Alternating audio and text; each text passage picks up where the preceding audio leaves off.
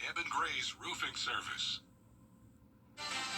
Now on News Channel 6 at 11, the Drug Enforcement Administration is speaking out on South Carolina's current drug threats, what officials say you should be aware of. Plus, a local farmers market, how they are helping the community have healthy meals. And new recommendations tonight for the group reviewing the Augusta City Charter. A closer look at what is being recommended as your news at 11 starts now.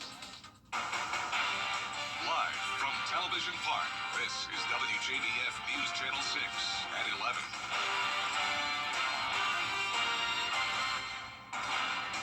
Good evening, I'm Hannah McDonald. Thank you for joining us. Coverage you can count on begins with South Carolina leaders are warning about a massive fentanyl crisis sweeping through the Palmetto State. Caroline Yaffa shows a Columbia County Sheriff's deputy is dead after a crash Tuesday night. According to an accident report, Jeremy Crookham was driving north on Ray Owens Road late Tuesday night when his vehicle left the roadway, crashed into a fence, and overturned before hitting a tree. He was pronounced dead at the scene. The Sheriff's Office released a statement this morning calling Crookham's death a great loss for the agency and community. Following up now, a veterans group says it's time now for our first look at the forecast with Chief Meteorologist Jenna Petracci. Jenna? Well, Hannah, we did have a little bit of rain today, definitely nothing widespread, but you can see here on Live Viper 6, we're actually still tracking a couple isolated showers. Ignore the widespread green color you're seeing, that's just some radar interference.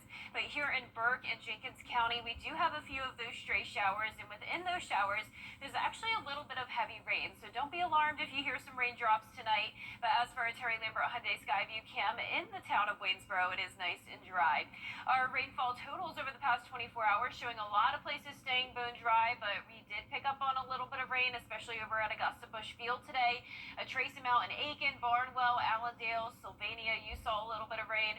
And today's almanac shows that we had low temperatures near average at 63, and then we actually got a decent bit above average today, topped off at 91 in Augusta. Those current temperatures are still in the 70s, so it's feeling like a summer-like night again. 70 in Augusta, 71 in Edgefield. It's a few degrees warmer than it was this time yesterday, and dew points are also much higher in the upper 60s and even at 70 in Augusta. So tomorrow morning we could have some fog developing with temperatures only getting down to around 65. And looking ahead, you can see I'm keeping that chance of rain in the forecast Friday and Saturday, but mostly sunny and looking great on Sunday. More details on your forecast coming up, but back to you, Hannah. Thanks, Jenna. Augusta locally grown, holding its weekly farmers market with tons of local food for everyone. I went to the farmers market and learned more about what this means to them. The Veggie Park Farmers Market is held at the Hub every Thursday from 4 to 7 p.m., showcasing local farmers and producers. Augusta Locally Grown was founded in 2008 and supports farmers and gardeners by making fresh food available to the Augusta community. The executive director tells me having this available to people gives them the chance to have healthier foods on their table. Maybe not like the local Family Dollar or, Dollar Tree that they may be going to, which are great, when you need it. But this just gives them another option. We also take their SNAP and SNAP benefits, and then we double it so that they can have, so they get a good value. The market is open to everyone. If you are using your SNAP card, you can swipe it at the market manager booth and get $2 in market tokens with every $1 spent. There is a wide variety of foods, from vegetables, fresh squeezed juices, homemade sauces, and more. It is a very diverse group that comes. It's not just for, those that have benefits or need to, but our token system is kind of evens the playing field. So anybody can come down to the market, and then we're just kind of all together. So, so when you have somebody that is local and they're just excited because they get to come here. She says she looks forward to seeing returning and new faces every Thursday and gets excited seeing what people pick up. If you ask anybody that works here, people come here, Thursdays are our favorite day because it is Farmers Market Day and we all just enjoy each other. It's just a big social time. And you have a lot of people that just come because it is kind of become a social outlet. But it is. It's just a fun, really awesome sense of community just to come and see everybody. If you are not able to make it to the weekly farmers market, they also have an online market option. This weekend is the 44th annual Arts in the Heart of Augusta Festival. Nearly 100,000 people are expected to attend the beloved event, and not all of those people are local. Arts patrons from around the country flock to Augusta for Arts in the Heart, which benefit the local economy. Arts and Art benefits Augusta every year because, of course, it helps with our tourism. We have artists that come sometimes all the way from Canada to set up. It helps with our, our hotel economy, our restaurants. Our local businesses get more traffic. According to Destination Augusta, Arts in the Heart is expected to have a nearly $1.9 million impact on Augusta's economy. The festival starts on Friday, and you can find the link for badges at WJBF.com. Some past Augusta commissioners have some major recommendations to the group reviewing the city charter. Several commissioners speaking to the group on their experiences working under the current government structure. Most saying the city would benefit from taking hiring and firing of department heads away from the commission and giving it to a strong city manager. Looking at all the data, all the information that has come forward, I do think it's what being a former commissioner. I think it's a direct way to go to allow a professional manager be involved in hiring and firing, and that person answers to the body as a whole, which includes the mayor. And I'm thinking that we have let's give us a shot to have a better form of government. The Charter Committee approving its first major recommendation on the government, voting to keep in place having 8 district commissioners and 2 super district commissioners. As construction ramps up on downtown Augusta's new arena, we are getting an update on the progress. The new renderings give us a look at what the exterior of the new arena will look like, as well as the hockey rink and suites. The new arena will hold over 10,000 people. The Coliseum Authority says that utilities work is complete and the rest of the work is on schedule. The new arena is set to be finished in 2027.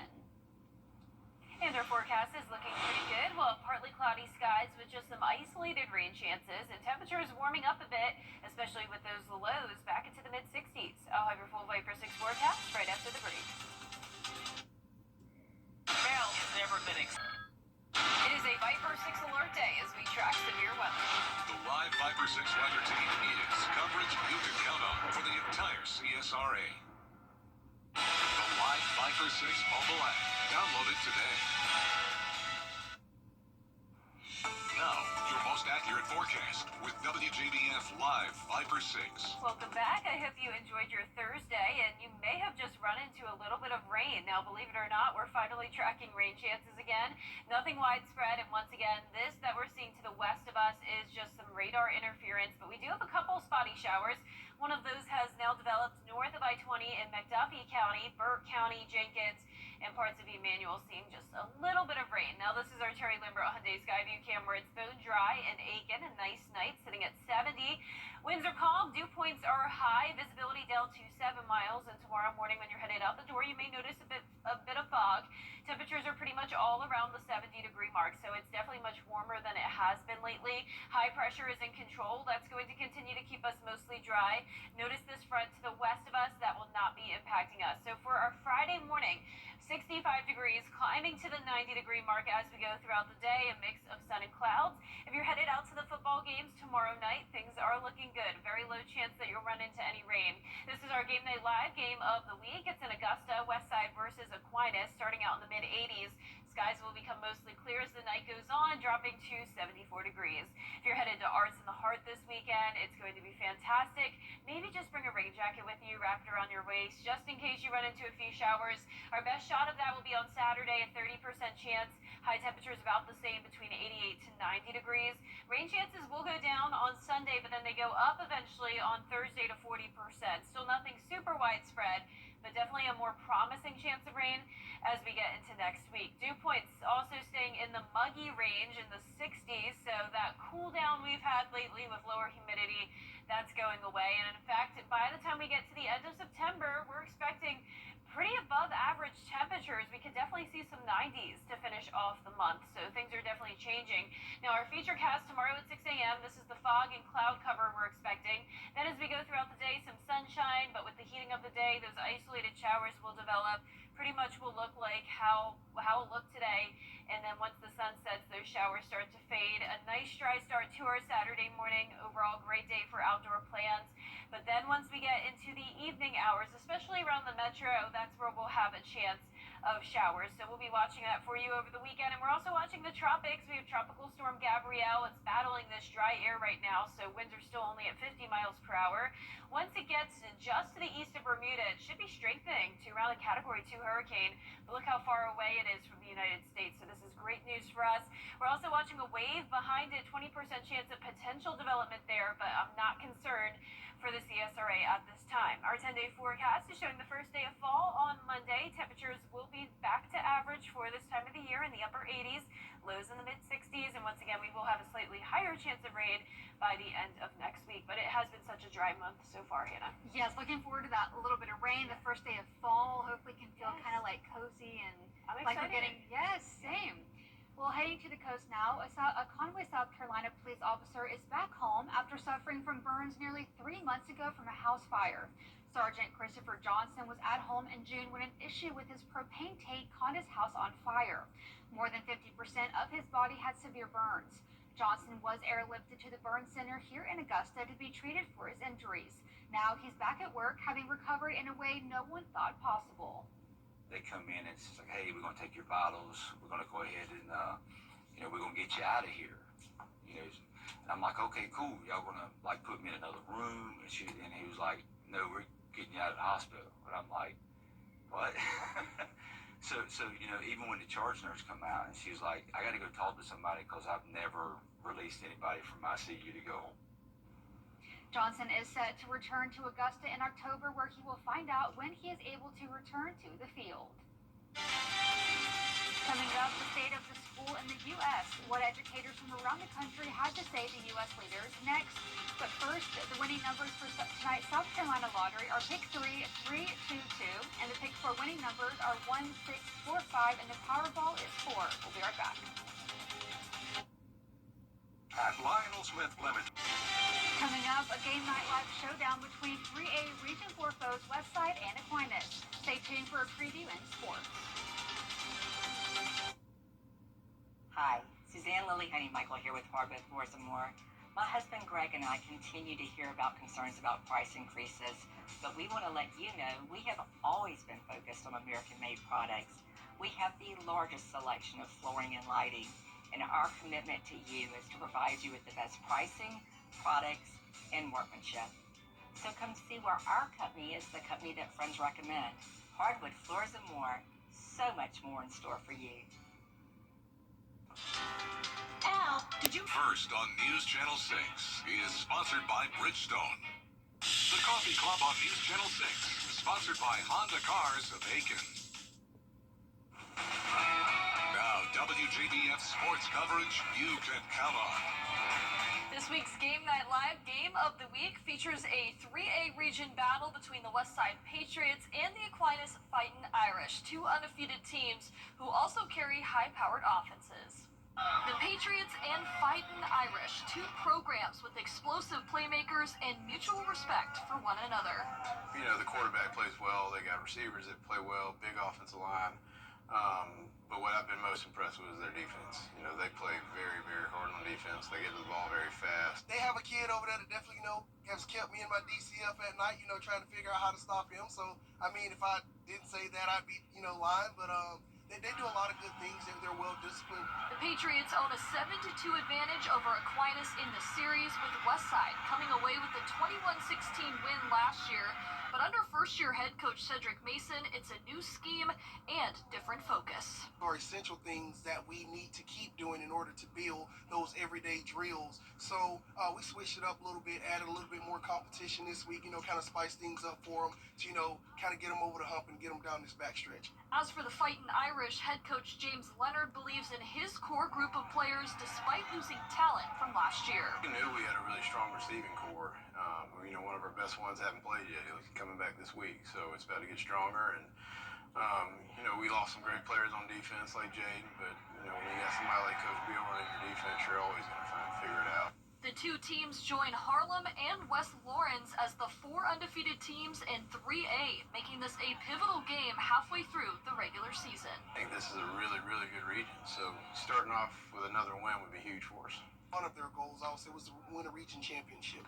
And so, I've been kind of dangling that over their head. Okay, this is what you said you guys want to do, or this is what it takes to get there. This is what we have to do.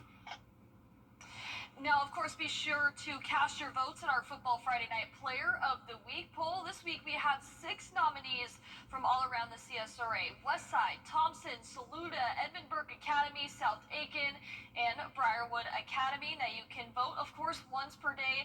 The poll closes at 11 p.m. tomorrow night, and we will announce the winner on week 6 of Football Friday Night. Well, the Clemson Tigers are off to their first 1-2 start since 2014, with both losses coming down to just one possession. The Tigers now back on their home turf at Memorial Stadium, taking on the Syracuse Orange. Now, the Tigers hold a 10-2 all-time record against Syracuse. They're 38-10 in games following a loss under head coach Dabo Sweeney. Now, last week against Georgia Tech, quarterback Cade Klubnik led the Tigers with 207 passing yards, 1 touchdown, and an interception. And with Clemson, the offense off to a slow start, Sweeney has a direct message to Clemson fans. If they want me gone, if they tired of winning, they can send me on their way, because that's all we've done is win. So if they tired of winning, we've won this league 8 out of the last 10 years. Is that not good? To go to the playoffs 7 out of 10 years, be in 4 national championships, win it twice. Yeah, we're a little down right now. Take your shots, but I got a long memory, in case y'all don't know. Kickoff set for noon on ESPN. News Channel 6 will have coverage of this game on Saturday. And that's it for sports. We'll be right back.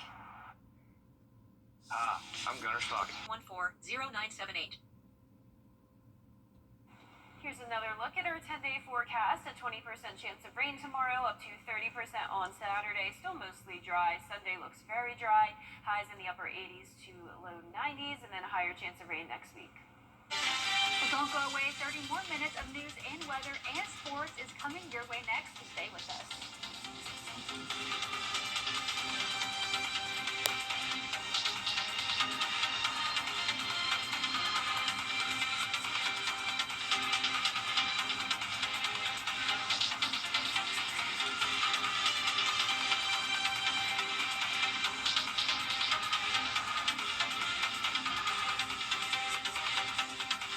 At Kroger, you're never comfortable.